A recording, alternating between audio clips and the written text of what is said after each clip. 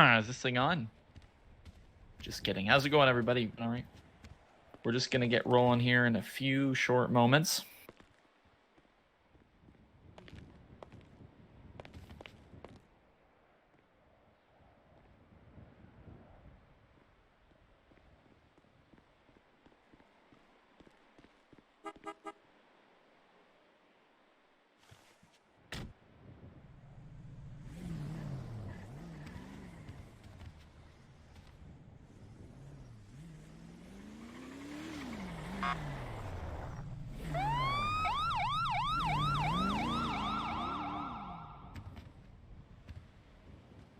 Okay, everybody.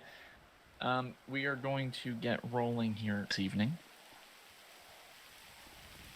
First of all, I'd like to welcome everybody. Thank you for coming. I know it was a little bit short on the notice, so I appreciate you making the time. So it's going to be a bit long today. There's about 3 announcements that the Major Crimes Division is intending on making this evening. So please, bear with us. This is all important information that we would like you to disseminate to the public. So if you don't know me, my name is George Kuznetsov. I'm the captain of the Major Crimes Division. Joining me on my left here is Lieutenant Sally Jenkins, obviously the lieutenant of the Major Crimes Division. And on my right is Detective Sergeant Joanna Poole. Both Lieutenant Jenkins and myself are going to be making some announcements this evening. And obviously, once we finish, there's, of course, going to be an opportunity for questions. So, of course, there's some general housekeeping. I would just like to ask everybody to remain professional. Everybody's going to get the opportunity to ask questions, and I know I can trust you all to remain cordial with each other. So, firstly, I'm going to start us off by making an announcement regarding the circumstances and the investigation into the murder of Evan Lee. The Major Crimes Division is prepared to release some of the information surrounding the death of former State Representative Evan Lee, as it is a matter of public interest. So on the evening of Mr. Lee's murder, detectives and officers responded to a 911 call from an employee of the Pereira Beach Motel. Minutes later, law enforcement officers arrived on scene and found the location of the call in one of the rooms of the motel. Detectives and officers breached the hotel room and found Mr. Lee laying down in serious medical distress. Of course, the emergency medical service was immediately contacted as officers began to provide emergency medical care on scene. EMS arrived and transported Mr. Lee to Mount Zona Hospital. Of course, now we know later in the evening he succumbed to his injuries, which was a single stab wound to his back. At this time, I can't confirm for the public that this offense is being thoroughly investigated.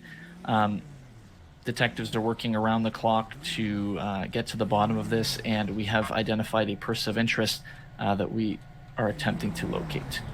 At this time, I'd like to welcome Lieutenant Jenkins forward here. She's going to give us an update on another topic.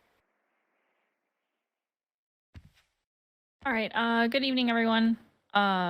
As George said, I'm going to be discussing a matter at hand that happened not too long ago.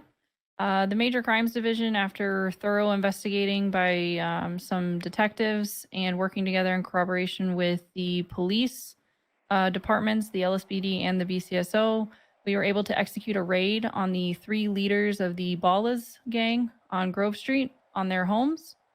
We found quite a bit of drugs, money, and guns. We seized $36,000 in counterfeit bills that were not from banks. We also received $226,000 worth of marijuana. There were 6 illegal firearms seized from the homes for a grand total of approximately $262,000 on street value. At this time, we have warrants out for the arrests of Darnell Whitescale and Keyshawn Davis. Any public that has information on their whereabouts can submit that to members of law enforcement, either face-to-face, through a phone call, 911, or anonymous 911 if they prefer not to be tied to it in any sort of way. We already arrested one of the individuals, which was Alex Harris.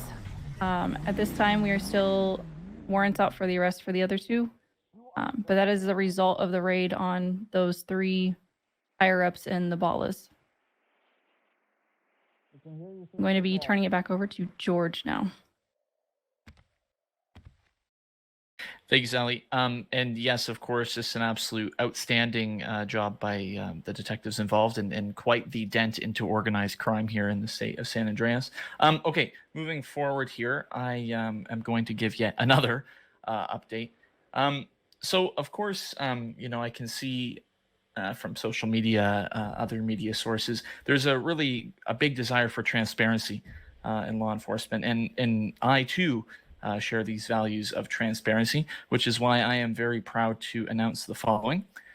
The Major Crimes Division has decided that on a case-by-case basis, we will be releasing versions of our case files pertaining to cases and investigations that have exceeded the statute of limitations.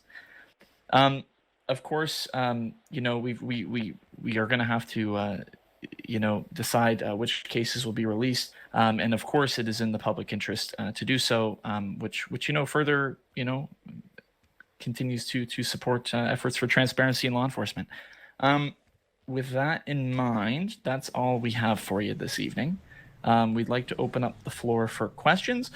So please, everybody's gonna have the opportunity. If you can start by naming the individual the question is directed towards, and then asking the question after being called upon, that would be appreciated greatly. All right, we'll open up the floor now. Harry Kennedy with Weasel News. Yes, Mr. Kennedy. Just one question about the Everly murder investigation. You said there is a person of interest. Are you willing to name that person or give any more details about the situation? At this time, the person of interest is not going to be released at this time. The individual's identity, that is. Okay. And is there any motive surrounding Mr. Lee's death? Currently, it is an active investigation. We are still trying to determine exactly what the motive is.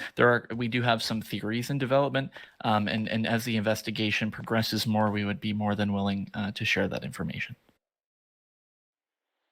Okay, thank you. Of course.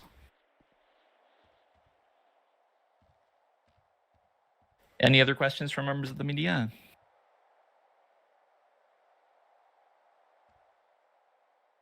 All right. Well, with that in mind, thank you all very much for coming. I think you need to speak up just a little bit. You were. Sorry, Travis Ray. Sorry, CNT. Mr. Ray. I didn't hear you there. No, that's okay. I was being softer than I thought. With the pending release of cases that are past the statute of limitations, will that include cases that might be related to ongoing serial killer activity? So obviously, like I said, we value the transparency. There are going to obviously be some limits in the cases that we can release.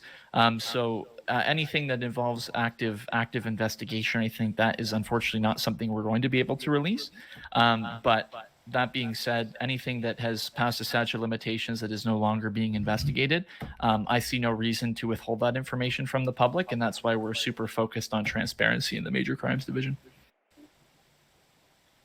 Thank you. Of course. Okay, any other questions from members of the media here? And there's nobody talking quietly back there that I just can't hear.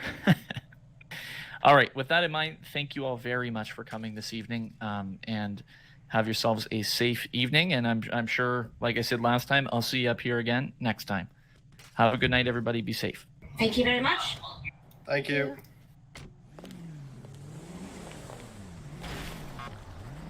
Bye-bye.